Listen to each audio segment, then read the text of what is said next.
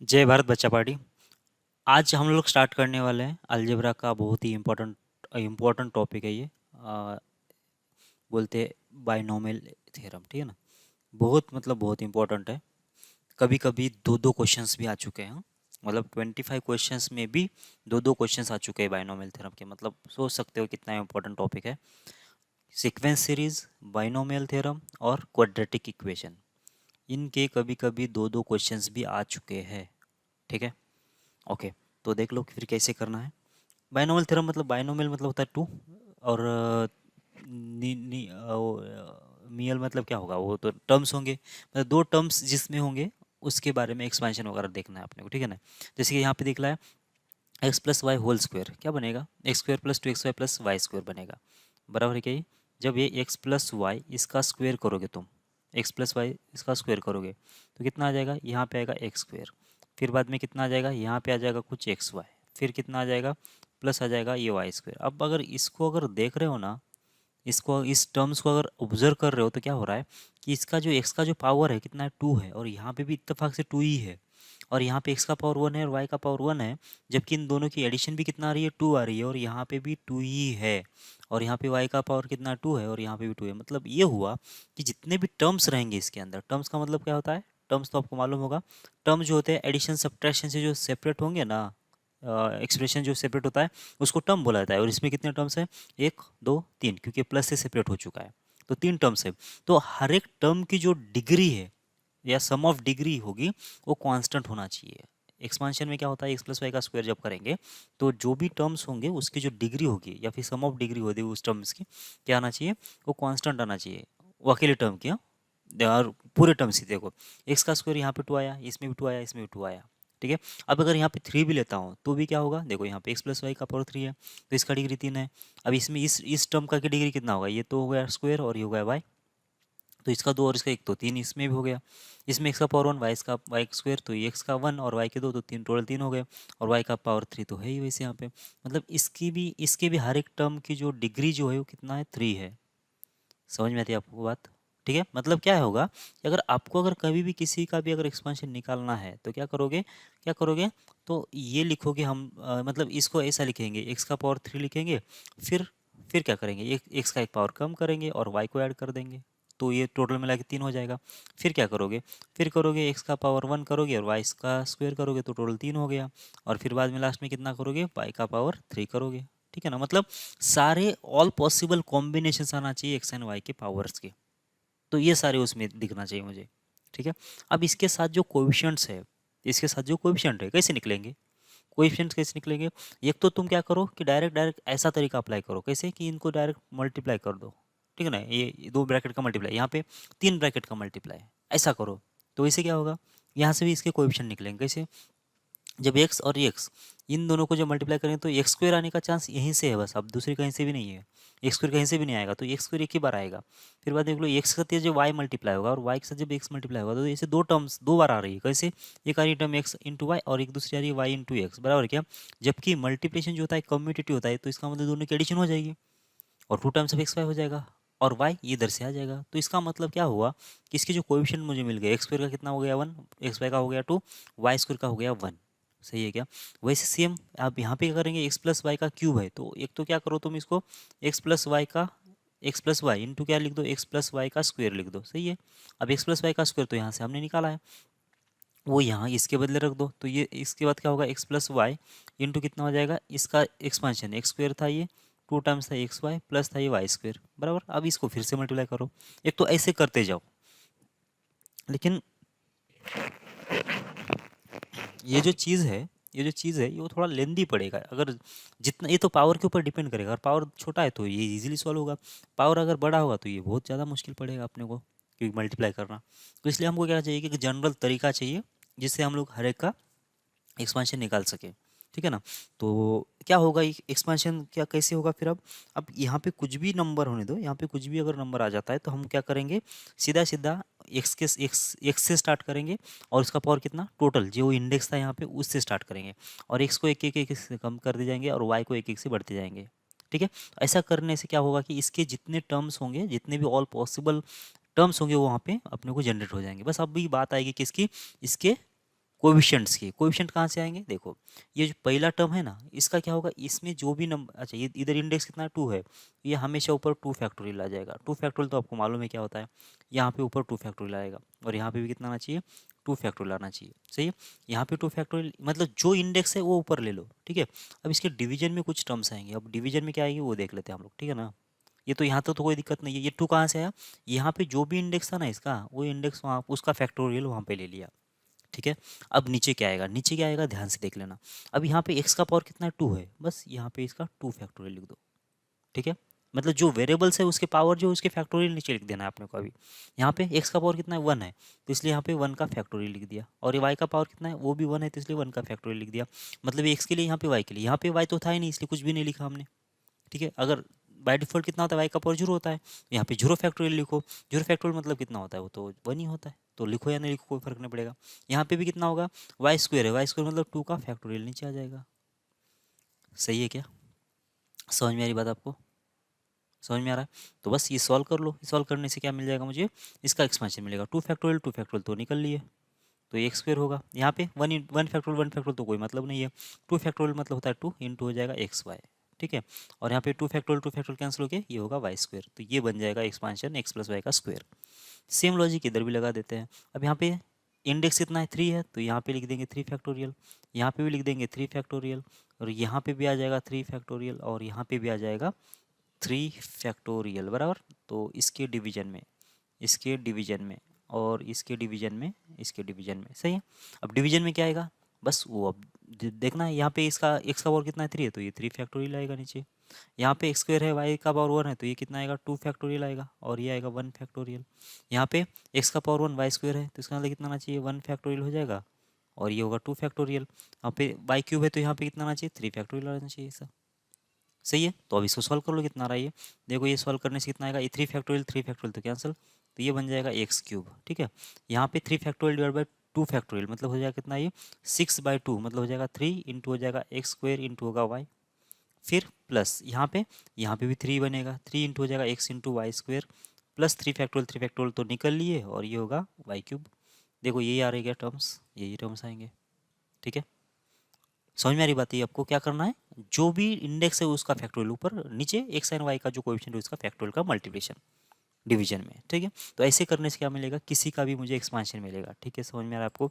अगर आपको कितना भी बड़ा निकालना हो, मतलब एक्स प्लस वाई, इसका पावर अगर 10 इस ये भी निकाल देना हो, तो क्या करेंगे तुम, ये करेंगे एक्स का पावर 10 से स्टार्ट, फिर क्या करोगे, यहाँ पे रहेंगे एक्स का पावर 9 इंटू वाई, और ये रहेगा एक्स का पावर 8 वाई स्क्वेयर, और इसके बाद क्या रहेगा, एक्स का पावर हो जाएगा 7 वाई क्यूब, और इसके बाद आएगा एक्स का पावर 6 और होएगा वाई का पावर 4।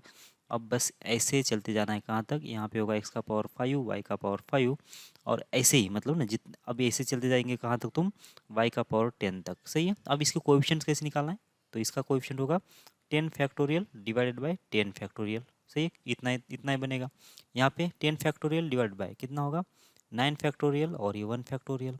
यहाँ पे 10 फैक्टोरियल डिवाइड बाय कितना आना चाहिए, 8 फैक्टोरियल, और ये होगा 2 फैक्टोरियल। यहाँ पे 10 फैक्टोरियल डिवाइड बाय होगा कितना, 7 फैक्टोरियल और 3 फैक्टोरियल। यहाँ पे 10 फैक्टोरियल डिवाइडेड बाय 6 फैक्टोरियल, और ये होगा 4 फैक्टोरियल। यहाँ पे 10 फैक्टोरियल डिवाइडेड बाय होगा 5 फैक्टोरियल, और ये होगा डिवाइड बाय 5 फैक्टोरियल। बस ऐसे सॉल्व करते जाओ, अभी जो भी नंबर आएगा उसके मल्टीपल में लिख दिया, होती है इसका एक्सपांशन मिल जाएगा, ठीक है। आगे चल के आगे चल के क्या करेंगे हम लोग, अच्छा ये जो कोएफिशिएंट निकालने का एक और तरीका है, कोएफिशिएंट निकालने का एक और तरीका है, कौन सा, पास्कल ट्रायंगल बोल के सुना होगा तुम लोगों ने। पास्कल ट्रायंगल से भी हम इसके कोएफिशिएंट निकाल सकते हैं, ठीक है ना। तो पास्कल ट्रायंगल एक्चुअली होता क्या है, मैं बोल देता हूँ, ठीक है ना। एक ट्रायंगल होता है, ट्रायंगल मतलब नंबर्स का एक ट्रायंगल होता है। कैसे कैसे जनरेट होगा, देखो पहला जो रो होगा उसमें सिर्फ एक ही डिजिट रहेगा, एक ही नंबर रहेगा 1, ठीक है। इसके बाद जो हम लोग रंगोली निकालते हैं ना, रंगोली रंगोली क्या बोलते हैं वो, उस टाइप का ये होगा ट्रायंगल, ठीक है ना। तो इधर 1, फिर इधर एक 1 और इधर एक 1, ठीक है। मतलब एक्सट्रीम नंबर जो होंगे ना, वो कैसे होंगे, वो 1 1 ही रहेंगे, ठीक है। और इसके बीच वाले नंबर कैसे होंगे, इन दोनों का जो एडिशन आएगा वो यहाँ पे आ जाएगा, ये 2, ठीक है। अब फिर से इसके बाद यहाँ पे आएगा 1, और यहाँ पे 1, एक्सट्रीम नंबर्स तो 1 1 रहेंगे, ठीक है। अब इसके बाद ये इन दोनों का एडिशन इसके बीच में आएगा, बराबर है क्या। तो इन दोनों का एडिशन कितना हो गया, ये तो हो गया 3, फिर इन दोनों का एडिशन कितना आ जाएगा, ये तो आ गया 3, ठीक है। अब लास्ट में फिर से एक्सट्रीम नंबर्स कितने होंगे 1, और इधर का भी नंबर क्या होगा 1 हो जाएगा। अब देखो इन दोनों का समेशन 4 जो कि इधर आ गया, इन दोनों का समेशन जो कि 6 यहाँ पे आ जाएगा, इन दोनों का समेशन जो कि 4 यहाँ पे आ जाएगा। सही चल रहा है क्या ये? ऐसे ट्रायंगल बनते जाना है, अभी ऐसे ट्रायंगल बनते जाएगा। अब ऐसा बनने के बाद हो क्या होता है वो देख लो, अब वो समझ लो। अगर ये किसका एक्सपेंशन की बात कर रहा हूँ मैं, एक्स प्लस वाई का पावर अगर एन होता, ठीक है ना, तो जब इसका मैं एक्सपेंशन कैसे लिखूंगा, ये तो लिख दूंगा डिक्रीजिंग ऑर्डर में, एक एक्स का पावर एन लिखूंगा, और दूसरी बार एक्स का power N minus one, y को इंक्लूड कर दूंगा, एक्स का power N minus two, y square, ऐसे इंक्लूड करते जाऊंगा। तो ऐसा लिखने के बाद जो इसके कोएफिशिएंट्स आएंगे ना, वो इधर से आएंगे। कैसे आएंगे देखो, अगर यहाँ पे एन की वैल्यू कितना होती, 0 होती, तो बस ये उसके लिए कोएफिशिएंट कितना होगा, ये 1 होगा। देखो एक्स प्लस वाई का पावर 0 कितना होता है, हमेशा 1 ही होता है, तो यहाँ पे 1 ही लिखा हुआ है। ठीक है। अब ये एन की वैल्यू कितना होती है, अगर 1 होती है, एन की वैल्यू अगर 1 होती है, तो इसका मतलब कितना आना चाहिए, एक्स प्लस वाई, इसका पावर 1 कितना आता है, ये एक्स प्लस वाई ही आता है, बराबर ना। मतलब एक्स का कोएफिशिएंट कितना आ गया 1, वाई का कोएफिशिएंट कितना आ गया 1, तो इसलिए यहाँ पे 1 1 ही लिखा है। ये जो रो है किसके लिए है, एन की वैल्यू 2 के लिए है। चेक करो ये बराबर है क्या, तो एक्स प्लस वाई इसका जब स्क्वायर करेंगे हम लोग, तो क्या आता है, ये आता है यहाँ पे एक्स स्क्वायर, और यहाँ पे आएगा 2 टाइम्स ऑफ एक्स वाई, और प्लस हो जाएगा वाई स्क्वायर। इसका मतलब क्या हो गया, पहला जो कोएफिशिएंट है 1 है क्या देख लो, दूसरा जो कोएफिशिएंट है 2 क्या देख लो, और तीसरा जो कोएफिशिएंट है 1 है क्या देख लो। तो ये 1 2 1, तो यहाँ पे 1 है, ये 2 है, 1 है, बराबर चल रहा है। क्यूब के लिए देख लो, एक्स प्लस वाई इसका जब क्यूब करेंगे तो कोएफिशिएंट कितना आएंगे, एक आएगा 1, फिर आएगा 3, बाद में आएगा 3, और बाद में आएगा 1, तो यहाँ पे वही आ रहा है क्या देख लो, 1 3 3 1 आ गया ना, सेम आ गया ना, बराबर क्या। तो इसका मतलब पास्कल ट्रायंगल से भी आप क्या कर सकते हो कि इसका जो वेरिएबल्स मतलब जो कोएफिशिएंट्स है वो जनरेट कर सकते हो। लेकिन इसका ड्रॉबैक क्या है पता है, ये बहुत बेस्ट मेथड है, ये तो ना इसमें तो कुछ कैलकुलेशन करना ही नहीं पड़ रहा है मुझे, ये तो मतलब मज़ेसीर बात है ना। सिर्फ मुझे एक ट्रायंगल बनाते जाना है, एडिशन सब्ट्रैक्शन से, एडिशन से ही काम चल रहा है। एडिशन से देखो कितना बड़ा हम लोग एक्सपांशन कर रहे हैं, ठीक है ना। अगर आपको एक और चीज़ मतलब, चलो एक प्रैक्टिकली देख ही लेते हैं। अगर आपको क्या करना है कि एक्स प्लस वाई इसका पावर 5 इसका एक्सपेंशन अगर निकाल देना है, इसका जो एक्सपेंशन निकालना है, तो हम लोग क्या बोल रहे थे कि एक्स का पावर 5 से स्टार्ट कर दो, ठीक है।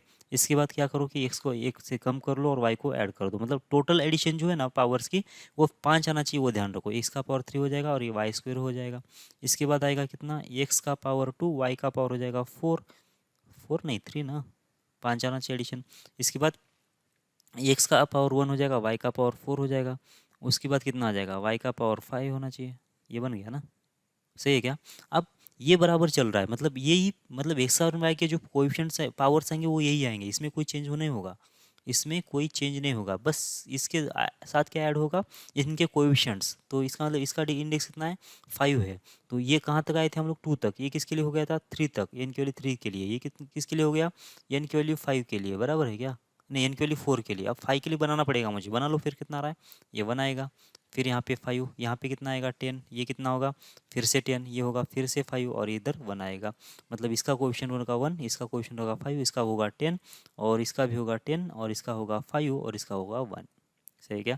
अगर ये हमारे मेथड से निकालना है तो, अगर से मुझे इसका क्वेश्चन निकालना है, ये 10 निकालना है, तो कैसे बोल रहे थे हम, कैसे बोल रहे थे हम लोग, तो इंडेक्स का इंटीग्रल, इंटीग्रल नहीं फैक्टोरियल, 5 का फैक्टोरियल डिवाइड बाय कितना आएगा, इस टर्म का अगर मुझे क्या निकालना है, कोएफिशिएंट निकालना है, तो क्या करना पड़ेगा, इसका फैक्टोरियल मतलब 5 फैक्टोरियल डिवाइड बाय होगा 3 एक्स का पावर का फैक्टोरियल और वाई के पावर का फैक्टोरियल, बराबर है क्या ये। तो सॉल्व कर देना बस, इतना ही है इसका। तो ये कितना होगा 5 इंटू होगा 4 इंटू होगा 3 फैक्टोरियल, बराबर है क्या। क्योंकि 5 फैक्टोरियल को हम लोग डिक्रीजिंग ऑर्डर में लिख देते हैं। क्यों 3 फैक्टोरियल लिख रहा हूँ मैं, क्योंकि ऊपर भी मुझे 3 फैक्टोरियल दिख रहा है, नीचे 3 फैक्टोरियल निकल दिख रहा है। ये अगर दोनों साथ सेम कर लेते तो ये आपस में ही निकल जाएंगे, ठीक है ना। तो ये 20 डिवाइड बाई 2 कितना हो गया 10 हो गया, और ये 10 ऐसे भी इधर आ रहा था।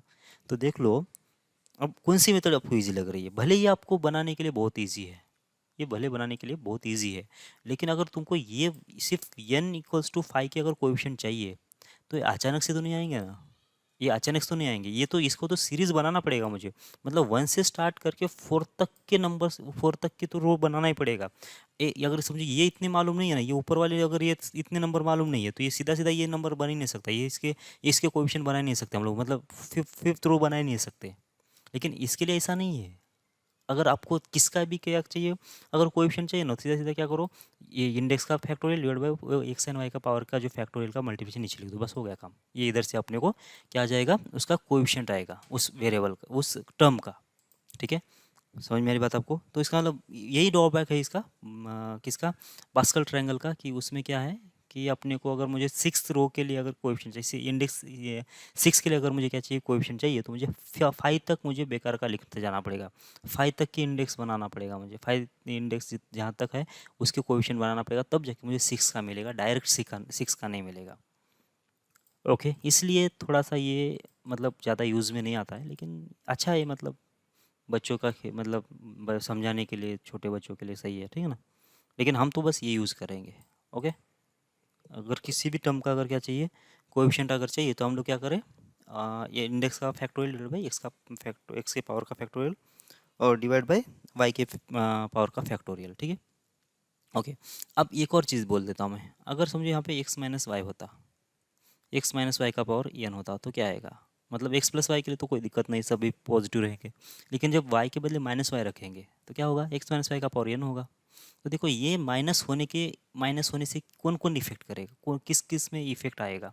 तो इस वाले इक्वेशन में इसको हम लोग ऐसा लिख सकते हैं ना, एक्स प्लस, कैसा होगा ये, वाई को लिख देंगे माइनस वाई, ऐसा लिख सकते हैं ना। ये मतलब ये लिखा कैसा है, ऐसा लिखा हुआ है। एक्स माइनस वाई कैसा लिखा है actually, x plus minus of y का पावर एन, ऐसा लिखा हुआ है।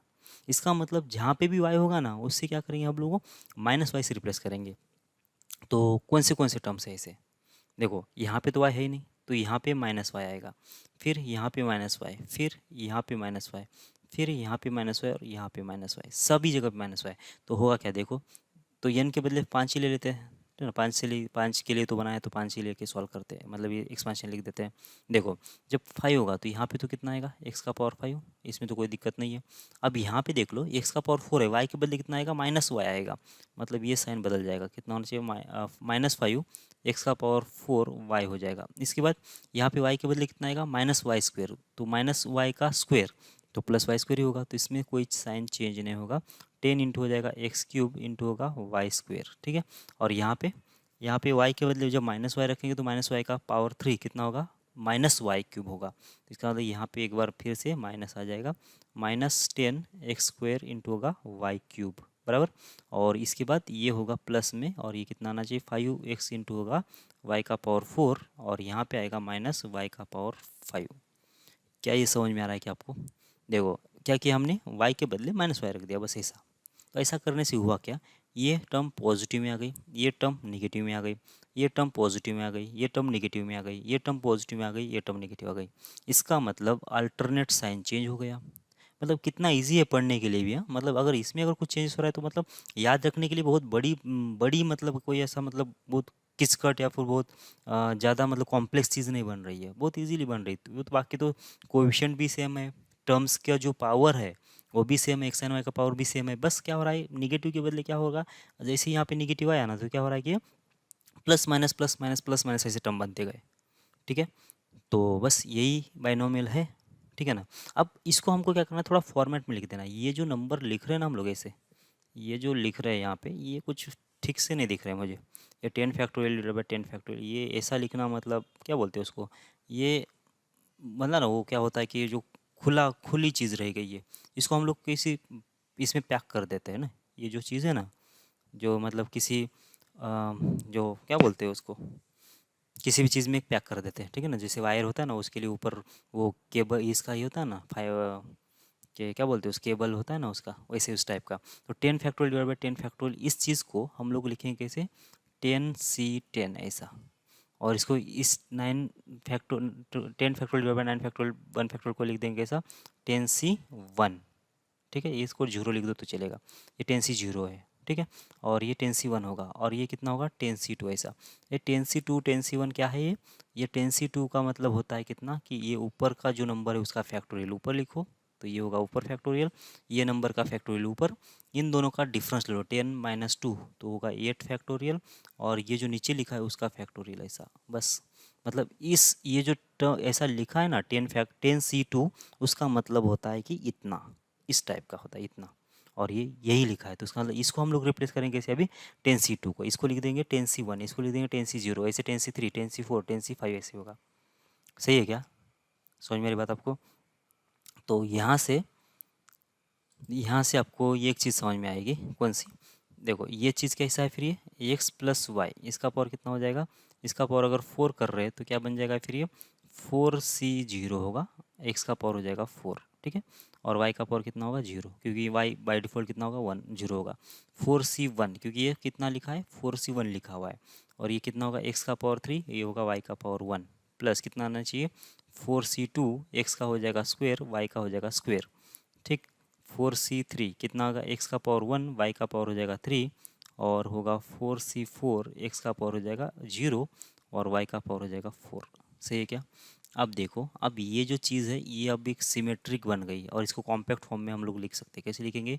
ये लिखेंगे r इक्वल्स टू 0 से लेकर 4 तक, r इक्वल्स टू 0 से लेकर 4 तक, और यहाँ पे कैसा है, ये है 4c r बराबर। r की वैल्यू जब 0 1 2 3 4 ऐसे सिमेट्रिक चल रही है, तो r इक्वल 0 से लेकर 4 तक 4c r होगा।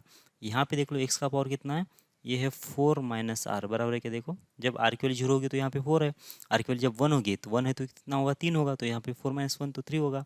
आर की वैल्यू जब 2 होगी तो ये 2 होगा, तो इस वाले में 2 है, ठीक है ना। और वाई का पावर कितना हो जाएगा, वाई का पावर आर होगा, बस एक्स प्लस वाई इसका पावर 4 जब करेंगे तो ये बन जाएगा इसका एक्सपांशन, ये बन जाएगा इसका एक्सपांशन, ठीक है।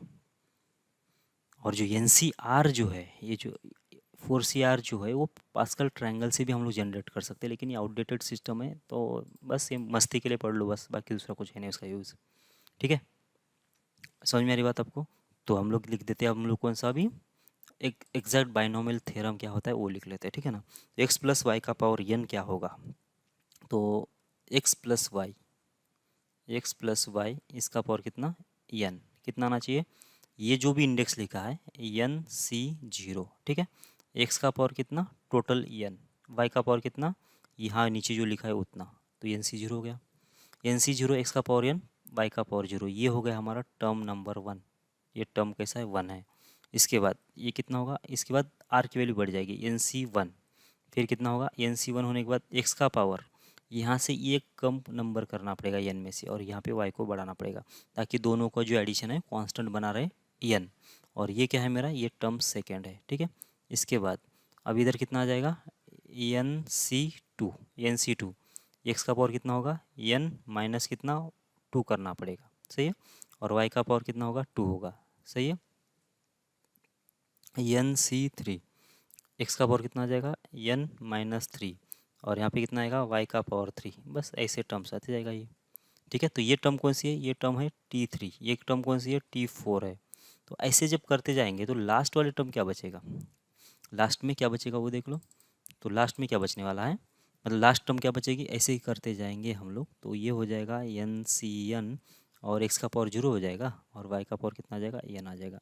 और ये क्या है, अगर यहाँ पे 2 लिखा है तो t3 होगा, अगर 3 लिखा है तो t4 है, यहाँ पे 1 लिखा था तो t2 है, यहाँ पे अगर 0 लिखा है तो t1 है, तो यहाँ पे अगर n लिखा है तो ये टर्म कौन सी होना चाहिए, ये टर्म नंबर होगा n+1, ठीक है। इसका मतलब ये हुआ कि अगर x प्लस वाई का पावर n होता है तो उसके अंदर कितने टर्म्स होना चाहिए, उसके अंदर होना चाहिए n+1 टर्म्स, बराबर बराबर। और देखो ना, ये nc0 से स्टार्ट होकर कहाँ तक जाएगा ncn तक, तो 0 से लेकर n तक मतलब कितने टर्म्स, लगातार टर्म्स आएंगे, तो 0 1 1 2 3 2 3 3 4 ऐसे, मतलब n कितना होगा n+1 होगा, तो ऐसे n+1 टर्म्स अवेलेबल है, तो इसलिए हमने लिखा कि x प्लस वाई का पावर n के अंदर कितने होंगे n+1 टर्म्स होंगे, सही है, n+1 टर्म्स होंगे, ठीक। अब मैं एक बहुत ही छोटा सा चेंज कर रहा हूँ यहाँ पे, देखो अगर यहाँ पे x प्लस वाई के बदले अगर x माइनस वाई होता तो क्या होता, पहला टर्म पॉजिटिव, ये दूसरा टर्म नेगेटिव हो जाता, ठीक है। फिर दूसरा टर्म, ये पहला टर्म पॉजिटिव, दूसरा टर्म नेगेटिव, तीसरा टर्म पॉजिटिव, फिर चौथा टर्म नेगेटिव हो जाता। बात को समझ पा रहे हो क्या, ये जो टर्म होगा वो नेगेटिव हो जाता, फिर ये फिर से पॉजिटिव, बाद में नेगेटिव, तो ये वाला जो टर्म होता ना, ये -1 का पावर n, मतलब y का पावर जितना होगा इवन होगा तो ये प्लस में आएगा, ऑड होगा तो ये माइनस में आएगा। देखो ना यहाँ पे ये y का पावर 1 था इसलिए नेगेटिव आया, यहाँ पे y² था इसलिए पॉजिटिव आएगा, इसका कोएफिशिएंट, यहाँ पे y नेगेटिव आया, y³ है इसलिए नेगेटिव आया। क्या आपको बात समझ में आ रही है क्या, ठीक है। तो मैं लिख ही दूँ क्या एक बार, x माइनस वाई इसका पावर कितना आ जाएगा, अगर n करना है तो क्या बन जाएगा, ये बन जाएगा nc0, और ये होगा x का पावर n, बराबर।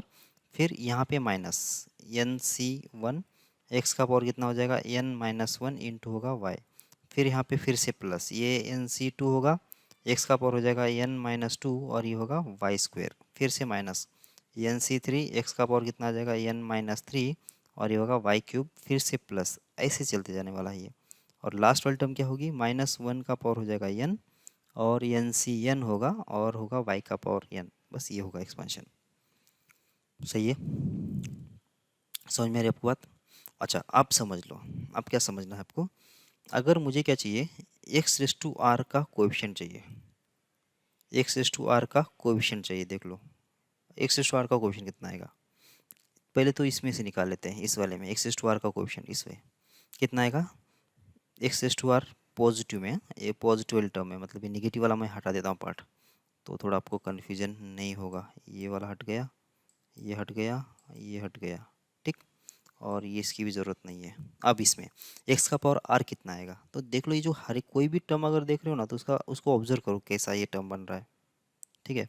अगर ये टर्म को ऑब्जर्व कर लेते हैं तो कितना होगा, अगर मुझे चाहिए x raise to r, x raise to अगर आर चाहिए या फिर वाई रेस टू आर चाहिए समझो, तो इजीली मतलब समझ में आएगा, तो वाई रेस टू अगर आर चाहिए तो कैसे मिलेगा, अगर यहाँ पे वाई क्यूब है, वाई क्यूब है तो यहाँ पे थ्री है और एन माइनस थ्री है, अगर वाई का पावर आर होता तो यहाँ पे एन माइनस आर होता है, एन सी आर होता है ये, तो कितना हो जाता है ये एन सी आर, एक्स का पावर हो जाता है एन माइनस आर और ये होता है वाई का पावर आर, बस ये बन जाता है ये एक्सपांशन। सही है, ये एक्सपांशन बन जाता, ओके, वाई का पावर आर के लिए, इसमें भी वही होगा, ठीक, okay. In general, general term अगर ढूंढना है मुझे इसका, इसका जनरल टर्म ढूंढना है तो क्या बनेगा, देखो जनरल टर्म मतलब ऐसे T R plus one, T R plus one, R की वैल्यू जीरो होती तो फर्स्ट टर्म होगा, आर की वैल्यू वन पे टू सेकेंड टर्म होगा, आर की वैल्यू टू पे थर्ड टर्म होगा, ठीक है ना। तो T equals T R plus one, ये होगा इसका जनरल टर्म, ये कैसे निकालेंगे हम लोग, एन सी आर एक्स का पावर एन माइनस आर, मतलब पहले वाला जो टर्म है ना, पहला वाला जो क्या है वेरिएबल है उसका पावर कितना आएगा, इन दोनों का डिफरेंस एन माइनस आर ये आएगा ऊपर, और इन टू कितना आएगा, वाई का पावर आर होना चाहिए, वाई का पावर होगा आर, ठीक है। टी आर प्लस वन कितना आएगा, एन सी आर आएगा, एक्स का power N minus R into Y का पावर आर, ये हो जाएगा इसका एक्सपांशन, एक्सपांशन मतलब इसका जनरल टर्म होगा, सही है, मतलब T R plus one term, T R plus one term, अगर टी टू निकालना तो आर की वैल्यू कितना रखना पड़ेगा, वन रखना पड़ेगा, तो वो बस यही लिखा है यहाँ पे, जनरल टर्म क्या होगा, ये होगा, ठीक है। याद रखो बहुत काम का है ये वाला जो है ना, ये वैसे तो याद रख ही जाए, हो ही जाएगा, इम्पोर्टेंट है, हर एक चैप्टर में हर एक प्रॉब्लम में यूज़ होगा ये, ठीक है ना। अब in each term the degree is an, अच्छा हर एक टर्म में डिग्री एन हो रहा है क्या, देख लो ये जीरो है, ये एन है, यहाँ पे भी एन हो गया, यहाँ पे भी एन हो गया, यहाँ पे भी एन हो गया, समझ में आ रहा है ना। हर एक डिग्री की जो टर्म, हर एक डिग्री की जो, हर एक टर्म की जो डिग्री है वो एन होना चाहिए, ठीक है। And the coefficient of X का power N minus R, Y का power R is equal to number of ways N minus R X and Y R wise can arranged which is given रहा है। ये क्या है, ये हम लोग जो परमुटेशन कॉम्बिनेशन पढ़ेंगे ना तब जाके मैं इसको और समझाऊंगा, ठीक है ना। मतलब ये यहाँ पे एन सी आर ही क्यों आता है, यहाँ पे एन सी जीरो क्यों आता है, एन सी वन क्यों आता है, परमुटेशन कॉम्बिनेशन के बाद हम लोग ये पढ़ेंगे, इसी चैप्टर के बाद आप परमुटेशन कॉम्बिनेशन लिख देखना है, तो उस टाइम पे ये अच्छे से डिटेल में पढ़ लेंगे, अभी ज़्यादा सोचो नहीं इसके बारे में, ठीक है। ओके, ये वाला भी परमुटेशन कॉम्बिनेशन का ही वैसे प्रॉब्लम, ये जो नंबर ऑफ टर्म्स होते हैं ना इसमें, अच्छा पहले में एक्स प्लस वाई का पावर एन अगर होता है तो इसमें नंबर ऑफ टर्म्स कितने होंगे, एन प्लस वन, याद रखो बहुत जगह मतलब क्या होता है वो इंटीजर टाइप में और आ जाता है, वैसे ये एन प्लस वन कहीं और जगह पे यूज़ करके कैलकुलेशन करना होता है, तो एक्स प्लस वाई का पावर अगर एन होगा ना तो नंबर ऑफ टर्म्स कितने होंगे, एन प्लस वन होंगे, और नंबर ऑफ टर्म्स इसके अंदर मतलब X one plus X two plus X R, ऐसा अगर आर टर्म्स है नीचे और इसका पावर कितना एन है, तो इसमें अगर कितने टर्म्स होने, जैसे मान लेते कितना है ए प्लस बी, इसका पावर कितना हो गया एन हो गया, तो इसमें कितना है कि आर मतलब आर कितना है इसमें, मतलब नंबर ऑफ टर्म्स कितने नीचे, आर की वैल्यू कितना है टू है, बराबर, एन की वैल्यू तो एन ही है, तो इसमें ये जब वैल्यू ये रख देंगे, ये ऊपर वाला, ये ऊपर वाले फॉर्मेट में लिख दो तो कितना एन तो एन है, आर की वैल्यू कितना है इसमें, दो वेरिएबल है तो ये हो जाएगा टू होगा minus one, C two minus one होना चाहिए, कितना हो गया देख लो ये N plus two minus one तो होगा एन प्लस वन सी हो जाएगा वन, तो कितना आ गया ये एन प्लस वन टर्म्स आ गए ना, वैसे मतलब अगर x1 plus x2 plus x ऐसा r तक अगर टर्म्स है, उसका समेशन और उसका पावर n है, तो इसके अंदर अगर कितने नंबर ऑफ टर्म्स बनेगी ये मुझे ढूंढना है। इसमें नंबर ऑफ टर्म्स कितना है ये ढूंढना है। तो n plus R minus one C R minus one, N plus R minus one C R minus one. ठीक है, तो क्या करो, इन दोनों की एडिशन कर लो, पहले इन दोनों की एडिशन कर लो। इन दोनों की एडिशन कर लिया, इन दोनों की एडिशन कर लिया, फिर माइनस वन कर लिया, एन सी आर कर लिया, और नीचे भी आर लिख दिया, और दोनों में एक एक माइनस कर दिया, दोनों में एक एक माइनस कर दिया। ठीक है, नंबर ऑफ टर्म्स ऐसे मिल जाएंगे। ये वाला जो है इसके ऊपर भी क्वेश्चंस आते हैं, मतलब नंबर ऑफ टर्म्स के ऊपर क्वेश्चन आते हैं। ये जो नंबर ऑफ टर्म्स निकाल के फिर बाद में कहीं यूज़ करना होता है वो वैल्यू। ठीक है, समझ में आ रही बात आपको? आगे बढ़ते हैं। ओके, अगर x प्लस वाई का पावर n है, इसका एक्सपेंशन दिख रहा है यहाँ पे, इसका एक्सपेंशन दिख रहा है आपको ये? ठीक है ना, ये एक्सपेंशन है। मतलब एन सी जीरो एक्स का power N, N C one X का power N minus one Y, N C two X का power N minus two Y square, ऐसे कहाँ तक, एन सी एन वाई का पावर एन तक। अब मैं क्या कर रहा हूँ कि जो आर को मैं रिप्लेस कर रहा हूँ किससे, एन माइनस आर से। ठीक है, तो क्या होगा फिर, अब ये आर को कैसे एन माइनस आर से रिप्लेस करेंगे, तो देख लो कितना आएगा। अच्छा, ये एक चीज़ आपको समझ में आती होगी, एन सी आर कितना होना चाहिए, ये होगा N C N minus R के बराबर। ठीक है, ये वैसे परमुटेशन कॉम्बिनेशन में इसको डिटेल में बोलूँगा, अभी आ गया है तो मैं ऐसा बोल देता हूँ। देखो, अगर मेरे पास तीन ऑब्जेक्ट्स है और मुझे उसमें से क्या करना है कि दो ऑब्जेक्ट सेलेक्ट करना है, दो ऑब्जेक्ट क्या करना है, सेलेक्ट करना है, सेलेक्ट। तो कितने वेज होंगे, कितने वेज होंगे, तीन ऑब्जेक्ट कौन से, ए बी सी, ऐसे अगर तीन ऑब्जेक्ट्स है तो मुझे क्या करना है, दो सेलेक्ट करना है। तो दो सेलेक्ट किया मतलब कितना, एक तो ए भी हो सकता है, या फिर ए सी हो सकता है, या फिर बी सी हो सकता है। ये तीन ऑप्शंस पॉसिबल है, बराबर। तीन ऑब्जेक्ट में से दो ऑब्जेक्ट्स अगर सेलेक्ट करना है तो उसके लिए कितना ऑप्शन है, तीन ऑप्शंस है। ये भी हो सकता है, ए सी हो सकता है, या फिर बी सी हो सकता है। सही है क्या? अब सुनो क्या बोल रहा हूँ मैं। तो मतलब ये तीन कैसे आएगा, ठीक है, ये तीन आएगा 3C2। 3C2 का मतलब कितना होता है, इतने ऑब्जेक्ट में से, ऊपर जो नंबर लिखा है उतने ऑब्जेक्ट में से नीचे कितना लिखा है उतने ऑब्जेक्ट निकालने का तरीका है ये। कितने बार निकाल सकते हैं वो दे देगा ये 3C2, क्या दे देगा, तीन ऑब्जेक्ट में से दो ऑब्जेक्ट्स तुम कितनी बार निकाल सकते हो, तीन ऑब्जेक्ट में से दो ऑब्जेक्ट कितनी बार निकाल सकते हो, ये जो है वो ये दे देगा फॉर्मूला। तो कितना होगा ये, 3 फैक्टोरियल डिवाइड बाय 3 - 2, कितना होगा ये, 1 फैक्टोरियल, और हो जाएगा कितना, 2 फैक्टोरियल, बराबर है क्या ये। तो 3 फैक्टोरियल बाय 2 फैक्टोरियल मतलब कितना आ जाता है, ये आ जाता है 3, बराबर क्या। इसलिए यहाँ पे कितने आ गए, ये आ गए तीन टर्म्स आ गए, तीन वेज आ गए, बी एस सी और बी सी, ऐसे तीन टर्म, तीन बार हम लोग सेलेक्ट कर सकते दो लेटर्स। ठीक है, अब सोच लो ध्यान से, अब देखो ध्यान से। अब ये जो चीज़ है ना, आपने क्या किया कि तीन ऑब्जेक्ट में से इसका, चलो पहले फिर से सिनेरियो लिख लेते हैं। मेरे पास टोटल तीन ऑब्जेक्ट थे, बराबर, और आपको क्या करना था कि दो ऑब्जेक्ट को सेलेक्ट करना था, दो ऑब्जेक्ट को सेलेक्ट करना था, बराबर है क्या? समझ में आ रहा है?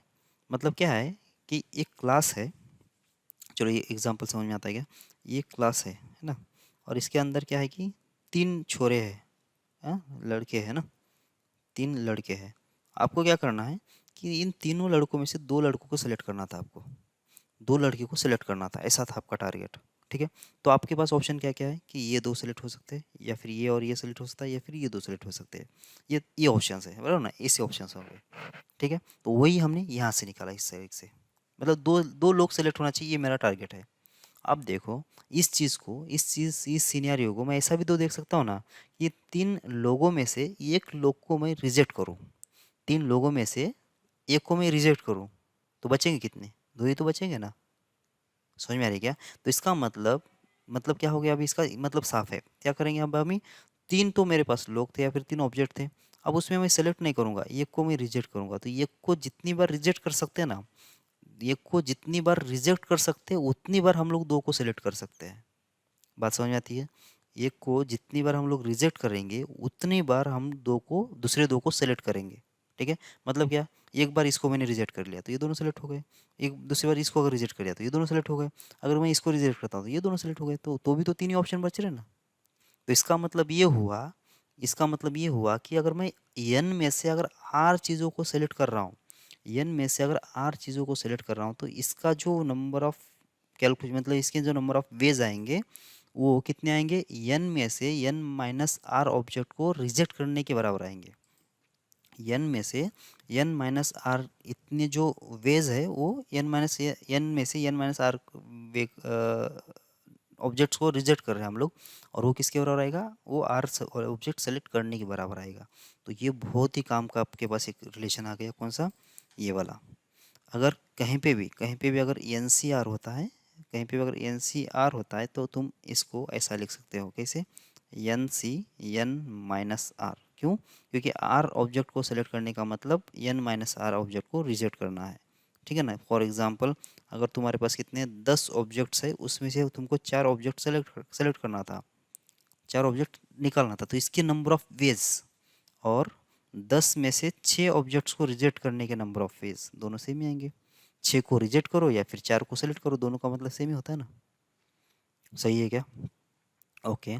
तो अब इस रूल के हिसाब से अब इन्होंने क्या किया है बताया क्या, अगर इस ये सिर्फ समझने के लिए आर को एन माइनस आर के साथ रिप्लेस कर लिया, आर को एन माइनस आर के साथ रिप्लेस कर लिया, तो क्या हो गया देख लो, ये सारी जगह पे यहाँ पे भी ये आर के बदले एन माइनस आर आ गया, यहाँ पे भी एन माइनस आर आ गया, यहाँ पे भी एन माइनस आर आ गया, ठीक है। तो अब ये जो टर्म है ना, सी एन माइनस आर और ये एन सी आर, ये तो दोनों सेम ही है, तो इसको तो मैं डायरेक्ट एन सी आर लिख सकता हूँ, बराबर क्या, एन सी आर और N C N minus R, ये तो दोनों सेम ही है ना, अभी अभी तो हमने देखा। सही है, तो ये दोनों सेम है इसलिए हमने एन सी आर लिख दिया, और यहाँ पे एक्स का पावर आर आ गया, वाई का पावर एन माइनस आर आ गया। क्या ये सीरीज रिवर्स हो गई क्या, सीरीज रिवर्स हो गई, देखो ना, यहाँ पे एक्स का पावर एन माइनस आर था, यहाँ पे वाई का पावर एन माइनस आर आ गया, यहाँ पे वाई का पावर आर था, यहाँ पे एक्स का पावर आर आया, मतलब क्या होगा कि एक्स के बदले वाई आया, वाई के बदले एक्स आया। सही है क्या? तो इसका मतलब ये हुआ कि एक्स प्लस वाई का पावर एन, इसका जो एक्सपांशन आएगा, और वाई प्लस एक्स का जो पावर एन आएगा, इसका जो एक्सपांशन आएगा वो सेम ही आएगा, बराबर है क्या? ठीक है। और इसका मतलब इधर ऐसा करने से हुआ क्या, फिर आर से एन माइनस आर को रख देते, आर के बदले एन माइनस आर अगर रख देते, तो we are the binomial expansion जो हम लोग रिवर्स ऑर्डर में लिख रहे हैं ऐसा हमको महसूस होगा। देखो ना, ये जो चीज़ आ रही है ना, ऐसा आ गई है, तभी ये आ गई, ऐसा आ रहा था, ये ऐसा आ गया था। अब देख लो, ये वाई का पावर एन है, एन सी जीरो इसका कोएफिशिएंट, इधर कितना है, वाई का पावर एन सी एन है, जबकि एन सी एन और एन सी जीरो तो सेम है, तो मैं एन सी जीरो को एन सी एन भी लिख सकता हूँ, ठीक है। अब ये कौन सी टर्म है, इसके सेकेंड लास्ट टर्म होगी, तो यहाँ पे कितना आएगा, एन सी वन आया, लेकिन यहाँ पे इसका कोएफिशिएंट कितना होगा, N C N minus one होगा, लेकिन N C N minus one और एन सी वन तो सेम ही होगा, तो इसका मतलब इसको हम लोग N C N minus one लिख सकते हैं। ऐसे मतलब क्या होगा कि हम लोग आर को एन माइनस आर लिखेंगे तो क्या होगा कि एक्सपांशन जो होगा वो रिवर्स होगा, लेकिन उसकी वैल्यू चेंज नहीं होगी या फिर उसका मीनिंग चेंज नहीं होगा, वो जैसे कि वैसे अभी भी एक्सपांशन की तरह ही काम करेगा। ठीक है क्या, समझ में आ रहा है आपको बात? ओके, आगे बढ़ते हैं। देखो, कुछ जो टर्म्स है, कुछ जो तरीके हैं, मतलब बार बार इसमें यूज़ होंगे, ये हम लोग प्रूफ करेंगे बीच में भी, या फिर अभी करें, अब बीच में ही करते हैं, ठीक है ना। ओके, तो अभी तो मतलब ये बस यूज़ कर लो, एन सी अगर आर होता है, इक्वल्स टू कितना आना चाहिए, N C N minus R, ये मैं 2-4 बार बोल चुका हूँ अभी, ठीक है ना, और ये बहुत इंपॉर्टेंट है, आपको ये रट जाएगा वैसे फिर भी, ठीक है ना। N C R equals to हो जाएगा N C N minus R, मतलब आर ऑब्जेक्ट को सेलेक्ट करने का तरीका और एन माइनस आर ऑब्जेक्ट को रिजेक्ट करने का तरीके दोनों सेम ही होते हैं, ठीक है। अब दूसरी बात क्या है, अब दो लगातार बाइनोमियल कोएफिशिएंट का addition, N C R plus N C R minus one, N C R plus N C R minus one, दो लगातार बाइनोमियल कोएफिशिएंट का समेशन कितना आएगा, दो लगातार बाइनोमियल कोएफिशिएंट्स का समेशन कितना आएगा। देखो, तो जब ये दोनों के दोनों, ये एन सी आर है, N C R minus one है, मतलब क्या है कि यहाँ पे 4 है, यहाँ पे 2 लिखा उन्होंने, और यहाँ पे कितना लिख दिया, 4 लिख दिया, और यहाँ पे 3 लिख दिया। सही है, ऐसा लिखा है। तो क्या करो, दोनों में से बड़ा कौन है सोचो, नीचे वाले में दोनों से बड़ा कौन है, आर है आर माइनस वन है, आर है आर माइनस वन, कौन, ये तो कॉम्बिनेशन ही आएगा, ठीक है ना। तो बड़ा कौन है, आर है आर माइनस वन है, जो बड़ा है ना वो नीचे आएगा। अभी एडिशन करना है ना, तो बढ़ना चाहिए ना, एडिशन करने से बढ़ना चाहिए, तो दोनों में से जो बड़ा है वो यहाँ पे आएगा, ठीक है। और यहाँ पे एन है और यहाँ पे एन है, तो यहाँ पे 2n नहीं होगा, बस एन प्लस वन होगा, ठीक है। मतलब ऊपर अगर दोनों के दोनों इंडेक्स सेम होते हैं, ठीक है, दोनों के दोनों इंडेक्स सेम होते हैं, तो एन प्लस वन बनेगा, और नीचे क्या है कि जो बड़ा है, जो दोनों में से जो बड़ा है वो वहाँ पे आ जाएगा। तो यहाँ पे 4c2 है, 4c3 है, तो इसका मतलब दो लगातार बाइनोमियल कोएफिशिएंट सही है, इसका मतलब यहाँ पे आएगा 5। क्यों? क्योंकि यहाँ पे तो वो 101 से बढ़ने वाला है, और सी दोनों में से बड़ा कौन है? 3, तो बस ये होगा ये 5C3 इसका आंसर आ जाएगा। समझ में आती बात आपको?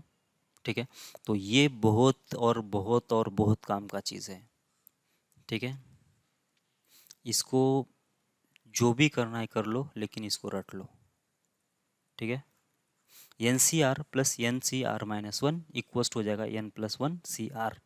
N C R plus N C R minus one इक्वस्ट हो जाएगा N plus one C R. अगर ट्रिक से लेकर याद रख रहे हो तो बहुत अच्छी बात है, अगर ट्रिक से याद नहीं रखना है, मेमोरी थोड़ा खर्च करो, कोई दिक्कत नहीं है। ठीक है ना, N C R plus N C R minus one, तो ये जो आर है और ये आर है, इन दोनों में एक का गैप होना चाहिए, और ऊपर दोनों एन सेम होना चाहिए, तो ये लगातार बाइनोमियल कोएफिशिएंट होते हैं। तो ऐसे में क्या होगा कि नीचे में से जो बड़ा होगा वो नीचे रहेगा, और एन प्लस वन जो है, एन मतलब ऊपर वाले में एन एक जो है ऐड हो जाएगा। ठीक है, सेकेंड रूल बहुत ही इंपॉर्टेंट है, प्रूफ करना है तो प्रूफ कर सकते हो। इसका डेफिनेशन लिखो, इसका डेफिनेशन लिखो। चलो मैं कर देता हूँ तो आपको ये थोड़ा आइडिया आ जाएगा। चलो, N C R plus N C R minus one, इसका प्रूफ कर देता हूँ मैं। तो ये होगा एन फैक्टोरियल ऊपर डिवाइड बाय कितना आना चाहिए, यहाँ पे होगा एन माइनस आर फैक्टोरियल, और होगा आर फैक्टोरियल। ये किसके बारे में हो गया? एन सी आर के बारे में। और ये कितना होगा? N factorial divided by N minus R plus हो जाएगा वन, और ये फैक्टोरियल, और कितना आएगा? R minus one factorial. ये बन गया। अब ये किसके बराबर है वो देखना है आपको, किसके बराबर है। ठीक है, तो कुछ कॉमन अगर होता है तो कॉमन निकालने की कोशिश कर लेते हैं। तो ऊपर तो है एन फैक्टोरियल, ये तो कॉमन आएगा, दोनों में भी है। नीचे क्या कॉमन आएगा? देखो, यहाँ पे तो है आर फैक्टोरियल, यहाँ पे कितना? R minus one factorial. तो क्या आर माइनस वन फैक्टोरियल बाहर निकल जाएगा क्या? बिल्कुल निकल जाएगा, क्योंकि आर माइनस वन फैक्टोरियल और यहाँ पे आर है, तो इसको तो R into R minus one लिखेंगे ना। ठीक है, यहाँ पे कितना? एन माइनस आर फैक्टोरियल, यहाँ पे N minus R plus one है, N minus R plus one है। अच्छा, ये चलो कोई बात नहीं, ठीक है ना। तो यहाँ से और यहाँ से क्या कॉमन निकलेगा? N minus R plus one factorial, यहाँ पे एन माइनस आर फैक्टोरियल, तो कितना आएगा? N minus R factorial common आएगा, दोनों के अंदर है। क्यों? क्योंकि एन माइनस आर फैक्टोरियल इधर है, यहाँ पे N minus R plus one एक है, इंटू कितना आएगा? एन माइनस आर फैक्टोरियल आएगा, तो बाहर निकल गया। तो ये दोनों बाहर निकलने के बाद यहाँ पे तो बच गया कुछ भी नहीं, वन। यहाँ पे एन माइनस आर निकल गया है और आर माइनस वन गया, तो ये बनेगा आर प्लस एन फैक्टोरियल तो निकल गया, आर माइनस वन भी फैक्टोरियल निकल गया, तो यहाँ पे N minus R plus one, बस ये बच गया। कोई दिक्कत है क्या? ठीक है, अब क्रॉस मल्टीप्लाई कर लो, कितना आएगा देखो, ये एन फैक्टोरियल, ये तो अब इसमें तो कुछ चेंज होगा नहीं, जैसे एन माइनस आर फैक्टोरियल, और ये होगा आर माइनस वन फैक्टोरियल। फिर अब इसको मल्टीप्लाई कर लो तो कितना आएगा? ये N minus R plus one, और इधर से कितना आएगा? Plus R, total divide by कितना आ जाएगा? R N minus R plus one, तो ये आर और ये आर कैंसिल, तो यहाँ पे एन प्लस वन है, यहाँ पे एन फैक्टोरियल, कितना बनेगा? ये N plus one into N factorial, तो बन जाएगा ये एन प्लस वन फैक्टोरियल, बराबर है क्या? टोटल डिवाइडेड बाय कितना आएगा? देखो, यहाँ पे आर माइनस वन फैक्टोरियल है, ठीक है ना, यहाँ पे आर माइनस वन फैक्टोरियल है, और यहाँ पे एक आर है, कितना होगा? ये तो होगा आर फैक्टोरियल, ठीक है। और यहाँ पे एन माइनस आर फैक्टोरियल है, यहाँ पे N minus R plus one है, तो इसका मतलब कितना हो गया? N minus R plus one हो गया, ठीक है। ओके, अब इसको लिख देते हैं हम लोग एन सी आर के फॉर्मेट में। एन सी आर क्या होता है? एन फैक्टोरियल ऊपर होता है, नीचे कितना आएगा? N minus R factorial into होगा आर फैक्टोरियल, मतलब जो आर फैक्टोरियल है ना, यहाँ पे कितना होना चाहिए? एन माइनस आर, मतलब ये यहाँ पे जो नंबर है वही यहाँ पे होना चाहिए। यहाँ पे देख लो कितना है, यहाँ पे ये ऊपर कितना? एन प्लस वन है, ठीक है ना, एन प्लस वन फैक्टोरियल है, तो नीचे भी कितना होना चाहिए? यहाँ पे अगर एन है तो ये एन में से घटाना पड़ेगा ना, तो यहाँ पे एन कितना? एन प्लस वन है, तो नीचे भी एन प्लस वन होना चाहिए, तो एन प्लस वन तो यह रहा, माइनस हो जाएगा आर इंटू फैक्टोरियल, और ये होगा आर फैक्टोरियल, और ये किसके बराबर है? ये है N plus one C R, इसके बराबर है। बहुत टाइम चला गया, लेकिन ऐसे करना है आपको, ठीक है ना, प्रूफ। ठीक है, ये तो हो गया सेकेंड रूल, जो कि दो लगातार टर्म का अगर समेशन होता है तो क्या होगा कि ऊपर में एक बढ़ा दो, और जो दोनों में से नीचे में जो बड़ा है वो लिख दो, ठीक है। ओके, अब दूसरा रूल, ये तीसरा जो रूल है ये बहुत ही इंपॉर्टेंट है। कैसा? ये आर इंटू का कितना? एन सी आर, ऐसा लिखा है, R into N C R लिखा है, मतलब इसमें क्या है कि ये जो आर है वो वेरिएबल है, वेरिएबल क्वांटिटी, इसको मुझे क्या करना है कि ये एन सी आर के अंदर मर्ज करना है, मतलब इस क्वांटिटी को ये जो एन सी आर है उसके अंदर डाल देना है, ठीक है ना, मतलब वेरिएबल मुझे बाहर नहीं चाहिए, मुझे कांस्टेंट बाहर चाहिए। तो आर को उसके अंदर डाल देना है एनसीआर के द्वारा। तो एनसीआर को ऐसा मान के चलो तुम, क्या है ये ऐसा ग्लास है, ये वाटर ग्लास है, प्लास्टिक का ऐसा मान के चलो, ठीक है। और यहाँ पे बाहर कितना है, आर है। तुम इसको आर को इसके अंदर डालना चाह रहे हो, आर को इसके अंदर डालना चाह रहे हो, तो तुम क्या करोगे पता है क्या, इधर से इसको जोर से लात मारोगे आर को, इधर से जोर से लात मार दिया आर को, तो ये आर जो है इसके अंदर चला गया, ठीक है ना। इतना जोर से मारा कि आर अंदर चला गया। अंदर चले जाने के बाद क्या होगा, इसमें क्या मूवमेंट होना चाहिए, कुछ तो बाहर गिरना चाहिए ना, वाटर वाटर घर बाहर निकल जाना चाहिए, जो भी अंदर इसका होगा वो बाहर निकल जाएगा। समझ में आ रही क्या, अगर इसके अंदर कुछ जा रहा है तो इसका मतलब इसका तो बाहर कुछ गिरेगा ही ना, ठीक है। तो वैसे ही उसी तरह से क्या होगा कि जब आर इसके अंदर चला जाएगा ना, तो ये बाहर क्या गिरेगा, जो ऊपर जो टर्म था ना वो नीचे बाहर गिरेगा, जो ऊपर टर्म था ना एन वो बाहर नीचे गिर जाएगा। और हुआ क्या, n-1 CR-1 ऐसा बन जाएगा ये, ठीक है। ठीक है क्या, n बाहर निकल गया, n-1 CR-1 ये बन जाएगा, ओके। आर को जब हमने अंदर डाल दिया एनसीआर के अंदर, तो n बाहर निकलेगा और ये ऊपर में से कम होगा और नीचे से कम होगा। ये भी कुछ भी करो और इसको भी रट लो, ये बहुत जगह पे काम आने वाला है आपको, ठीक है, ओके। उसके बाद ये समझ में आता है आपको, NCR-1, तो ये कितना होगा, n-r+1 डिवाइड बाई आर। तो ये वही वही है वैसे, ये इस आर को उधर भेज दो, इस आर को उधर भेज दो, तो कितना ये आर NCR होगा, और ये NCR-1 इधर भेज दो, ठीक है। तो वही होने वाला है, ठीक है। चलो तो भी है ना, चलो इसको बोल ही देता हूँ मैं, चलो NCR है डिवाइड बाई कितना होगा, NCR-1, इसका अब क्या होगा, NCR divide by NCR-1, NCR divided by NCR-1 क्या है ये, दो लगातार टर्म्स का डिफरेंस है, दो डिफरेंस नहीं डिवीजन है, दो लगातार टर्म्स का डिवीजन है, क्या आएगा, तो क्या आएगा देख लो। तो यहाँ पे इधर ही हम लोग रूल बनाते हैं, अगर आपको इसको प्रूफ करना है तो ऐसे जो मैंने किया था ना वैसे प्रूफ कर सकते हो, ठीक है, ऐसे प्रूफ कर दो। लेकिन मैं यहाँ से बोल देता हूँ, देखो ये जो आर है ना, ये आर आया इसके नीचे, ठीक है, और ये R-1 जो था ना ये आया उसके ऊपर, ठीक है। ये जो छोटा है ना क्वांटिटी R-1 छोटा था, इसलिए अकेला नहीं आया, क्या किया, n के साथ आया, बराबर क्या, तो कैसे आया देख लो, ये n-r-1 ऐसा आया वो, डिवाइड बाय कितना है r, ये बड़ा है r इसलिए वो अकेला आ गया, R-1 छोटा है इसलिए n में से घट के आ गया, ठीक है। तो इसका मतलब क्या होगा, इसका मतलब ये होगा, तो यहाँ पे भी फिर से यहाँ पे वही कर लेते हैं, r कौन बड़ा है, ये तो क्रॉस मल्टीप्लाई तो होगा ही, ये आर नीचे आएगा, ये R-1 ऊपर चला जाएगा, ऐसा तो होगा ही होगा, ये R-1 ऊपर चला गया और आर जो है नीचे आ गया।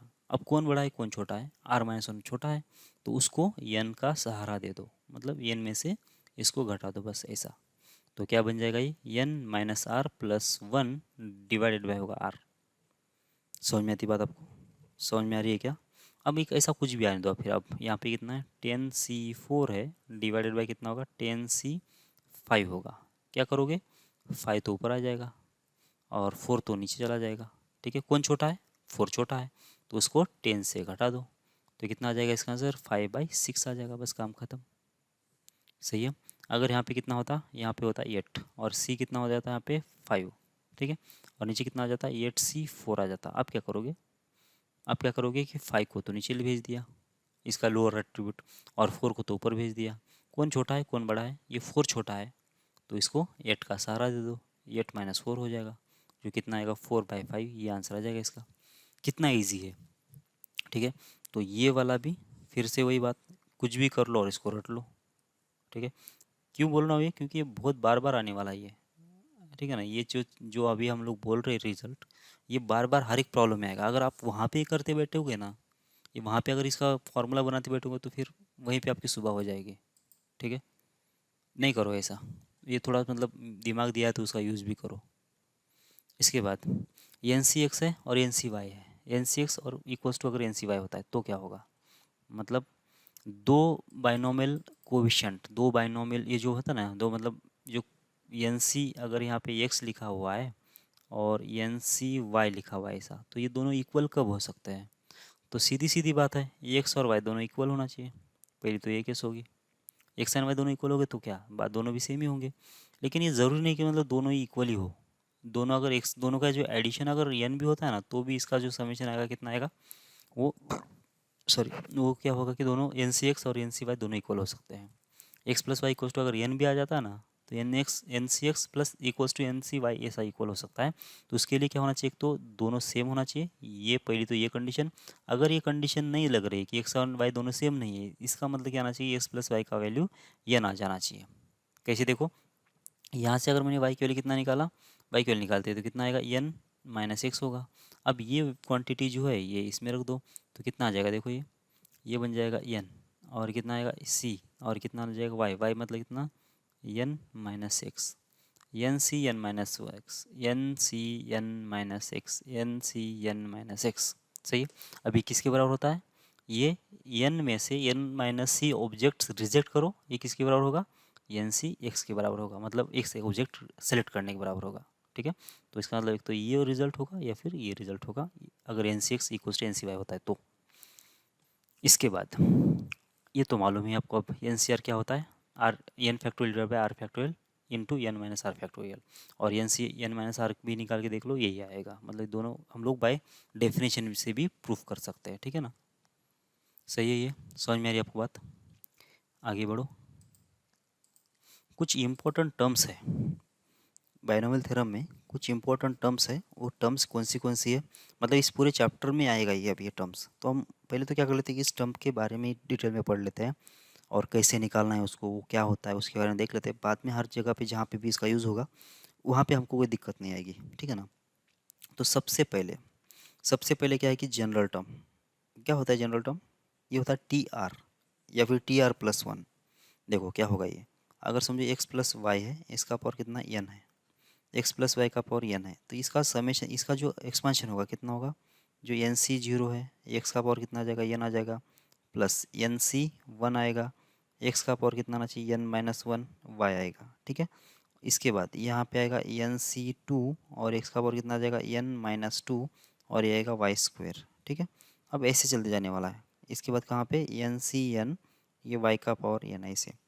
अच्छा, ये एक बात मैं बहुत क्लियरली आपको बोल रहा हूँ, बहुत मतलब बहुत क्लियरली, क्योंकि यहाँ पे एक्सपांशन है, मतलब एक सीरीज़ बनेगी यहाँ पे, एक्स प्लस वाई का पावर जो है ना, एक सीरीज़ बनेगी।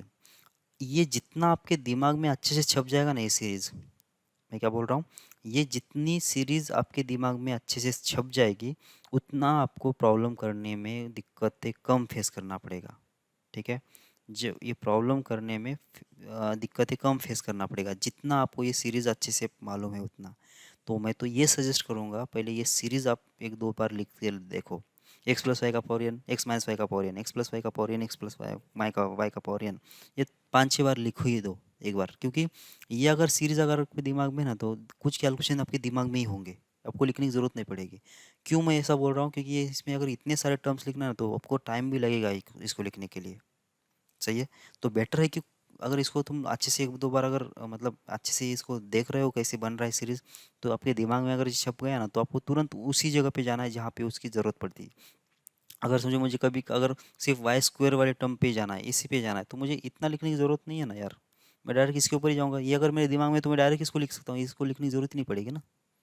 सही है, तो ये जो सीरीज़ है वो बहुत अच्छे से आपको मालूम होना चाहिए। ठीक है ना, अब इसने क्या बोला कि जनरल टर्म का क्या मतलब होता है, देखो ये क्या है, ये पहले टर्म है तो इसको मैं T1 बोल दूँ, ये क्या है, ये T2 है, सेकेंड टर्म है, ये कौन सी है, T3 है, और ये कौन सी है, Tn प्लस वन, क्योंकि n प्लस वन टर्म्स होते हैं। सही है, अब मुझे क्या करना है, T1 T2 T3 ऐसा नहीं बताना है, मुझे क्या करना है कि इसका जो जनरल टर्म बनाना है, कौन सा, Tr या फिर Tr प्लस वन, ये होगा इसका जनरल टर्म। ठीक है, एक तो तुम ऐसा लिखो, कुछ लोग इसको ऐसा भी लिखते हैं, Tr भी लिख देते हैं, ऐसे Tr लिख देते हैं ऐसे, दोनों का भी मतलब जो आपको कंसिडर करना है वो कंसिडर कर लो। ठीक है ना, अगर आपको सेकंड टर्म निकालना है तो आर की वैल्यू यहाँ पे 1 2 रखना पड़ेगा, अगर यहाँ इसके हिसाब से जाना है तो आर की वैल्यू 1 रखना पड़ेगा, तब जाके सेकंड टर्म बनेगा। ठीक है ना, ऐसा लिखने से क्या फ़ायदा होगा, क्योंकि यहाँ पे देख लो ना, ये कैसा है, 1 है तो यहाँ पे 0 है, यहाँ पे 2 है तो यहाँ पे 1 है, यहाँ पे 3 है तो यहाँ पे 2 है, तो डायरेक्ट क्या होगा, यहाँ पे हम लोग आर लिख सकते हैं, एन सी आर, क्योंकि ऑलरेडी यहाँ पे कितना एन आर प्लस वन अगर है, तो इसमें से एक घटा के यहाँ पे लिखेंगे ना हम लोग, तो कितना होगा, एन सी आर होगा। सही है, उसके बाद इसके बाद कितना आएगा, यहाँ पे आएगा एक्स का पावर कितना, एन माइनस होगा आर, और यहाँ पे कितना आएगा, वाई का पावर आर होगा। बस ये होगा इसका जनरल टर्म। ये होगा जनरल टर्म। समझ में आती है आपको बात? ये होगी इसकी general term. N T R plus one equal हो जाएगा एन सी आर एक्स का power N minus R Y का पावर आर। सही है। अगर मुझे कौन सी टर्म निकालना है फिर अब, अगर मुझे फोर्थ टर्म निकालना है या फिर फिफ्थ टर्म निकाल देना है, तो फिफ्थ टर्म कैसे निकलेगा, मतलब टी फाइव निकाल देना है मुझे। तो टी फाइव कैसे निकलेगा, तो आर के वैल्यू कितना रखना पड़ेगा, फाइव नहीं रखना है मुझे, क्योंकि कितना है ये आर प्लस वन के बराबर है ये, ठीक है ना। तो आर कितना है इसके लिए, फोर है, तो कितना होगा एन सी फोर बराबर, यहाँ पे कितना आएगा एक्स का पावर हो जाएगा एन माइनस फोर इंटू हो जाएगा वाई का पावर फोर। बस ये होगा फिफ्थ टर्म। सही है क्या? अगर इसके हिसाब से जाते हैं तो, अगर ऐसा जाना है तो बहुत सारे बुक में ऐसा लिखा जाता है, ठीक है ना, कि जनरल टर्म ऐसा लिखा जाता है। तो अगर टी आर ऐसा लिखा गया तो इसका मतलब कितना आएगा, ये N C R minus one होना चाहिए यहाँ पे, क्योंकि अगर आर टी जीरो निकाल देना है, टी जीरो निकाल देना मतलब कितना होगा, यहाँ पे तो जीरो करना पड़ेगा ना, नहीं यहाँ पे सिर्फ आर ही आएगा ना, ठीक है। टी जीरो तो अच्छा, टी जीरो कहाँ से हो सकता है, टी वन ही होगा ना, फर्स्ट टर्म से स्टार्ट होगा ना, हम भी तो पागल ही हो गए साला। ठीक है, तो आर की वैल्यू कितना वन रखेंगे तो टी वन होगा।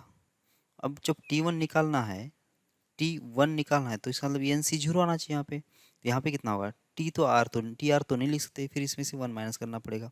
यहाँ पे कितना आएगा, एक्स का पावर हो जाएगा N minus R plus one, Y का पावर हो जाएगा आर माइनस वन। बस ऐसे भी तो आपको क्या निकल जाएगा, फोर्थ, या ऐसे भी तो क्या निकल जाएगा, जनरल टर्म निकलेगा। ठीक है, जैसे यहाँ पे हमने कितना निकाला था, फिफ्थ टर्म निकाला था, ठीक है ना। तो यहाँ पे भी फिफ्थ टर्म निकाल के देखते हैं इस साइड से। तो इस साइड से जब अगर फिफ्थ टर्म निकाल रहे हो तो यहाँ पे आएगा टी फाइव। अगर टी फाइव है तो आर की वैल्यू यहाँ पे कितना है, डायरेक्ट फाइव ही है बराबर। तो यहाँ पे कितना आएगा N C five minus one तो होगा फोर, और यहाँ पे कितना आएगा एक्स का पावर कितना आना चाहिए एन माइनस आर, आर कितना है फाइव है प्लस वन होगा तो कितना आएगा एन माइनस फोर होगा, और वाई का पावर कितना आना चाहिए फाइव माइनस वन मतलब फोर होगा। अब देख लो ये वाली टर्म और ये वाली टर्म सेम ही है ना। सही है, तो कौन सी भी आप एक मेथड सही से पकड़ लो, ठीक है, तो ये वाला मुझे लगता है कि अच्छा है, ठीक है ना। तो यहाँ पे आर प्लस वन के साथ ही जाओ ताकि यहाँ पे आर डायरेक्ट मिल जाए आपको, ठीक है। तो दोनों से भी काम चल जाएगा, और दोनों से भी वही फार्मूले मतलब वही रिजल्ट आएगा। बस आपको गड़बड़ नहीं करना है, मतलब टी आर ऐसा समझ के इसको ये फार्मूला मत लगाओ, और टी आर प्लस वन ये कंसिडर करके ये फार्मूला मत लगाओ, ठीक है। दोनों भी मेथड अपने आप में बराबर है, और इसको आप अच्छे से याद रख लेना, ठीक है। जनरल टर्म ये होगा, इसका जनरल टर्म ऐसा, ठीक है, और इसमें ये और इसमें ये।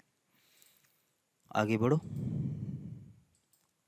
ठीक है। जनरल टर्म अभी लिख लेते हैं फिर अभी यहाँ पे, एक्स प्लस वाई, इसका पावर कितना आ जाएगा एन।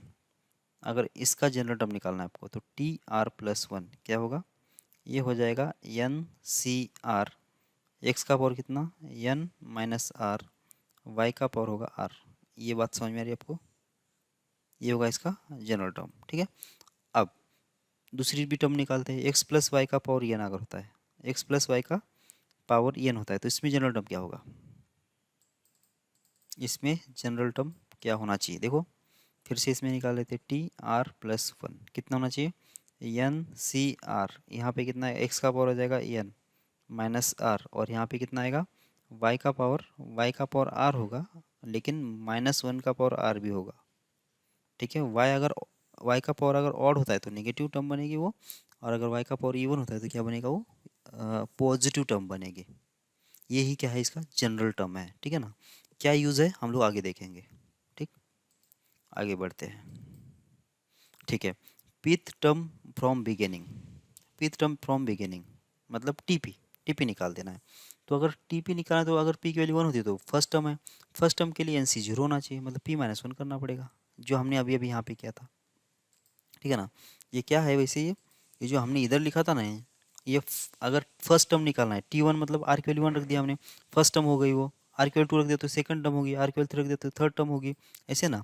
यहाँ पे फर्स्ट टर्म के लिए आर की वैल्यू जीरो रखना पड़ेगा, सेकंड टर्म के लिए आर की वैल्यू टू रखना पड़ेगा, वन रखना पड़ेगा, और फिफ्थ टर्म के लिए आर की वैल्यू फोर रखना पड़ेगा ऐसे। लेकिन यहाँ पे आर जितना है उतनी इसकी टर्म नंबर होगी, ठीक है ना। तो उसने वही बोला कि पीथ टर्म निकालना है मुझे सी सीक्वेंस का, तो क्या करेंगे, तो यहाँ पे क्या होगा, पी अगर यहाँ पे लिखा है तो यहाँ पे पी माइनस वन होना चाहिए, यहाँ पे अगर आर होगा तो यहाँ आर माइनस वन होगा यहाँ पे। तो N C P minus one, X का पावर कितना होगा, ये जो टर्म होती है वो एन में से घटाना होता है। यहाँ तक अभी तक शायद ये मैंने बोला नहीं है, लेकिन ये आपको समझ में आया होगा अभी, ठीक है। यहाँ पे जो नंबर आता है ना, इसका एक्स का जो पावर आता है, यहाँ पे जो नंबर लिखा जाता है वो एन में से घटा के लिखना होता है, ठीक है। और ये यहाँ पे जो पावर आता है को आता है, ये जो एक्स का ये एन सी आर मतलब यहाँ पे जो नीचे जो एट्रीब्यूट आएगा वो सीधा सीधा यहाँ पे कॉपी होकर इसके ऊपर आएगा। वाई का पावर तो ये सीधा इसका होगा, लेकिन एक्स का पावर क्या होगा, ये एन में से ये जो नंबर है उसको हटाना पड़ेगा। और वही चीज़ यहाँ पे चल रही है, ठीक है ना। तो पीथ टर्म फ्रॉम बिगिनिंग क्या आएगा, N C P minus one, X का power N minus P plus one, Y का पावर पी माइनस वन। कैसे निकाला हमने, एन में से टर्म घटा दो तो एन माइनस पी, ये माइनस माइनस प्लस होगा तो N minus P plus one होगा। और वाई का पावर कितना होगा, पी माइनस वन। वाई का पावर मतलब ये जो टर्म है उसका पावर होगा पी माइनस वन। सही है ना। तो आप देख लो कोई भी एक एग्जाम्पल देख लो ऐसे, एक्स प्लस वाई इसका पावर कितना है, इसका पावर अगर सिक्स है, और मुझे क्या निकालना है कि फोर्थ टर्म निकालना है फ्रॉम बिगिनिंग, ठीक है ना। बिगिनिंग से फोर्थ टर्म निकालना है, मतलब क्या निकालना है मुझे, टी फोर निकालना है। क्या बनेगा देखो ये, तो सिक्स सी थ्री बराबर, यहाँ पे कितना एक्स का पावर कितना हो जाएगा, सिक्स माइनस थ्री, और वाई का पावर कितना हो जाएगा, ये वाई का पावर हो जाएगा थ्री। सही है क्या, देख लो ये। तो ये बन जाएगा सिक्स सी थ्री, एक्स का पावर हो जाएगा थ्री और होगा वाई का पावर हो जाएगा थ्री। बस ये टर्म बन जाएगा, मतलब फोर्थ टर्म जो है वो ऐसा आ जाएगा। सही है, समझ में आ रही है आपको बात। ओके, एक और चीज़ होती है क्या, क्यूथ टर्म फ्रॉम एंडिंग। क्यूथ टर्म चाहिए मुझे लास्ट से मुझे क्यूथ टर्म चाहिए। मतलब अगर मुझे डिग्री अगर 6 है तो लास्ट से थर्ड टर्म चाहिए, लास्ट से फोर्थ टर्म चाहिए, उसकी बात चल रही है।